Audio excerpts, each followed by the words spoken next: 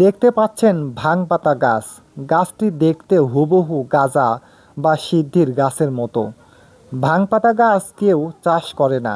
রাস্তার ধারে উঁচু পতিত ভিটা জমিতে আপনা আপনিই জন্মে। পাতা দুর্গন্ধযুক্ত হওয়ায় গরু বা ছাগলে খায় না। আয়ুর্বেদ শাস্ত্র মতে গাছটি মানুষের বেশ কয়েকটি রোগ দ্রুত সারিয়ে তুলতে সক্ষম, যেমন প্রস্রাবে জ্বালাপোড়া, চুল পড়া, বুক ধড়ফড় করা, মানসিক চাপ, ঘুমের সমস্যা, সারা রাত জেগে থেকেও যাদের ঘুম হয় না, শারীরিক দুর্বলতা, যৌন দুর্বলতা, দ্রুত বীর্যপাত ইত্যাদি সমস্যায় এই ভাংপাতা গাছ মহা কার্যকরী, জাদু বা ম্যাজিকের মতো কাজ করে। তবে গাছটি উঠিয়েই কেউ খাবেন না।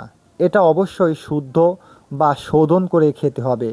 শোধন ছাড়া সেবনে স্নায়বিক সমস্যা, মানসিক সমস্যা ও নেশার কারণ হতে পারে। এটি সঠিক নিয়মে শোধন করে খেতে পারলে ঘুমের সমস্যা দূর হবে, সারা রাত পার হয়ে যাবে, আপনি টেরই পাবেন না, যৌন দুর্বলতা হতে মুক্তি পাবেন। ভাং পাতা শোধন পদ্ধতি নিয়ে পরের ভিডিও দিব। ভিডিওটি দেখতে সাথেই থাকবেন।